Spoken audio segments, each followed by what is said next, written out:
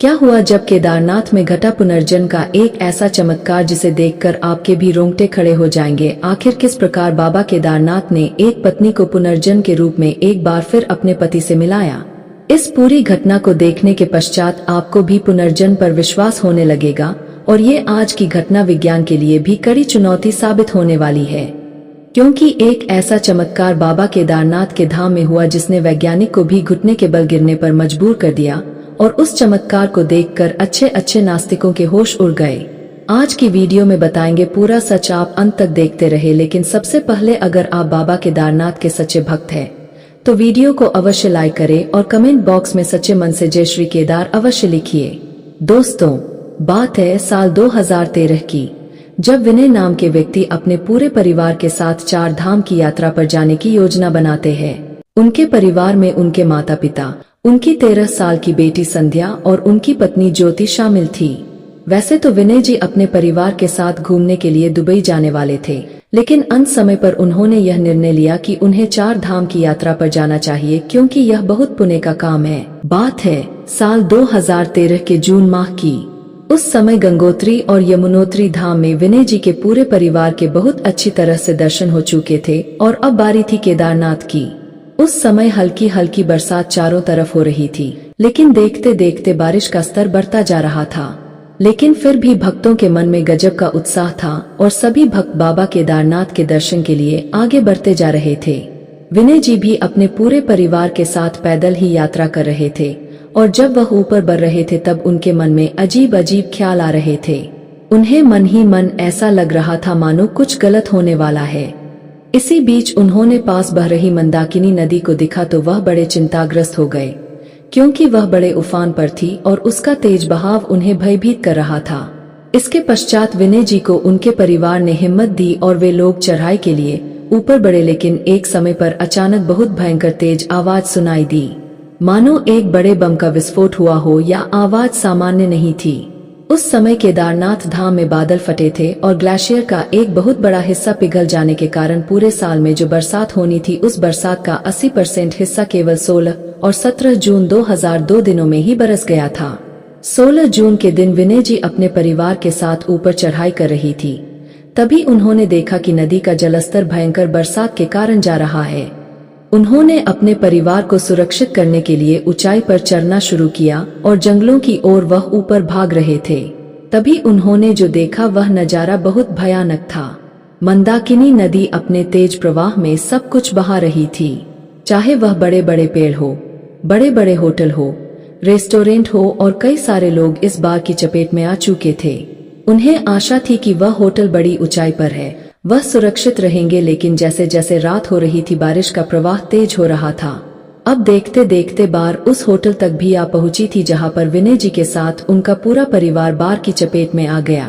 जब सुबह हुई तो विनय के माता पिता एक होटल में निश्चित स्थान पर फंसे हुए, विनय जी की पत्नी ज्योति भी एक पेड़ के पास फंसी हुई थी। जब उन्हें होश आया तो सबसे पहले ज्योति जी ने अपने बच्चों को ढूंढा और कुछ समय बाद उनके बच्चे उन्हें एक नजदीकी मंदिर से सही सलामत मिल गए।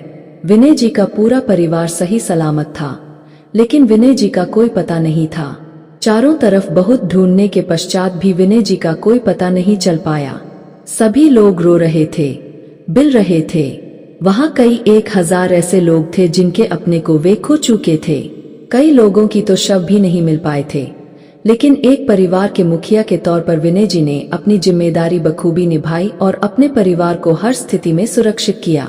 अपनी जान का बलिदान देकर कुछ समय जब वायु सेवा को इस पूरी घटना के बारे में पता चला तो एक रेस्क्यू ऑपरेशन निकाल गया और उसे क्षेत्र में जितने भी फंसे हुए लोग थे उन सभी का 10 से 15 दिनों के भीतर हेलीकॉप्टर के माध्यम से रेस्क्यू किया गया। विनय जी का पूरा परिवार हिम्मत हार चुका था। वह समझ चुके थे कि उन्होंने अपने बेटे को खो दिया है। ज्योति जी समझ चुके थे उन्होंने अपने पति को खो दिया है। अब वह पुनः अपने शहर हैदराबाद आ गए। समय बीतता जा रहा था और बदलते समय के साथ अपनी बेटी के भविष्य को सुधारने के लिए जो दिन अभी एक माँ की बहुत अच्छी भूमिका निभाई और अपने बच्चों को पढ़ा लिखा कर बड़ा किया। तकरीबन 10 साल बाद जब संध्या 23 साल की हो चुकी थी, उसकी इंजीनियरिंग की पढ़ाई चल रही थी, तो उसने अपने दोस्तों के साथ साथ केदारनाथ जाने की इच्छा जताई। लेकिन ज्योति ने इसके बारे में सुना तो उसको बहुत बड़ा झटका लगा और उसने उसको केदारनाथ जाने से मना कर दिया था, क्योंकि ज्योति उसे घटना को अभी तक भूल नहीं पाई थी। लेकिन संध्या भी बहुत जिद्दी थी। केदारनाथ जाने के लिए उसने खाना पीना छोड़ दिया और विवश होकर ज्योति ने कहा कि तुम केदारनाथ जाना आती हो तो अपने दोस्तों के साथ नहीं, तुम्हें मेरे साथ चलना होगा। जिसके बाद साथिया भी तैयार हो चुकी थी और एक सप्ताह बाद वह केदारनाथ के लिए रवाना हो गए। मई का महीना था और 2024 में घटना को 10 साल बीत चुके थे। लेकिन आज भी विनय की पत्नी ज्योति केदारनाथ गई तो वही दृश्य के सोचकर उसके आंखों में आंसू लगातार आ रहे थे।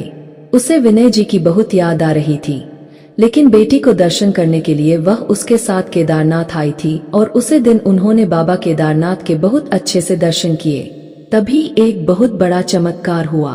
आगे वीडियो में इसके बारे में चर्चा करेंगे।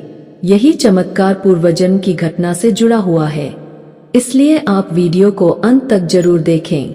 ज्योति जी को उसी जगह एक बच्चा फूल बेचता हुआ दिखाई दिया जिसकी उम्र मैच 10 साल वर्ष दिखाई पड़ रही थी। जब उसे बच्चों ने ज्योति को देखा तो अचानक ही उसके हाव भाव बदल गए थे। ज्योति को भी उसे बच्चों में कुछ अपनापन सा लग रहा था। जब ज्योति उसे बच्चों के पास गई तो उसे बच्चे का सर घूमने लगा और वह उसी जगह पर बेहोश हो गया। उसके पश्चात ज्योति ने उसके मुंह पर पानी डालकर उसे पुनः होश में लाया, लेकिन होश में आने के बाद उसे बच्चे का जो कहना था उसको सुनकर आपके पैरों तले जमीन खिसक जाएगी। उसे बच्चों ने बोला कि ज्योति तुम आखिर आ ही गई, मैं पिछले 10 सालों से तुम्हारा इंतजार कर रहा था, तुम्हारा पति विनय हूँ और यह मेरा पुनर्जन्म है। छोटे बच्चे के मुंह से बात सुनकर ज्योति एकदम से आश्चर्यचकित हो गई। ज्योति सोचने लगी कि इस छोटे से बच्चे को उस आपदा के बारे में कैसे पता लगा जो घटना मेरे पति के साथ 10 साल पहले हुई थी। तभी वहां से एक दिव्य संत महाराज गुजर रहे थे और वह वहां पर रुके, क्योंकि उन दिव्य महाराज ने वह घटना अपने आंखों से देखी थी। इसलिए वह साधु उनके पास आए और अपनी सीढ़ियां से पता लगाकर ज्योति से कहा कि तुम्हारे पति की 10 साल पहले आपदा में यहाँ मृत्यु हो चुकी थी। क्योंकि वह महादेव के बहुत बड़े भक्त थे, इसलिए महादेव ने उनको केदारनाथ में ही पुनर्जन्म दिया है और यही बच्चा पिछले जन्म में तुम्हारा पति था और इसकी उम्र भी 10 साल ही है और आपदा को हुए भी 10 वर्ष ही हुए हैं। सच्चाई सुनकर ज्योति को बहुत बड़ा झटका लगा, लेकिन उसने सच्चाई को स्वीकार लिया, क्योंकि जो भी बातें बच्चा बोल रहा था वह सभी बातें सही थी। आखिरकार ज्योति और संध्या को विनय जी मिल गए थे, लेकिन एक बच्चे के तौर पर। लेकिन बाद में पता चला कि इस बच्चे का दुनिया में कोई भी नहीं है। जन्म देने के बाद उसकी माँ भी गुजर गई थी और उसके पिता भी लापता है। ज्योति को यह बात पता लगी तो ज्योति उसे बच्चे को अपने घर ले आई और उसका पालन पोषण करने लगी। भले ही वह विनय जी का पुनर्जन्म था, लेकिन वह उसे बच्चों को अपने बेटे की तरह रखती थी। इस घटना के बाद महादेव के ऊपर बहुत बड़ा विश्वास जागृत हुआ। देखा दोस्तों, महादेव अपने भक्तों को कभी भी किसी भी रूम पर दर्शन दे सकते हैं। दोस्तों, आपको लगता होगा कि आपकी एक कमेंट से क्या होगा, लेकिन आपका एक कमेंट 100 से हजारों का रूप ले सकता है, अर्थात बूंद बूंद से ही घड़ा भरता है।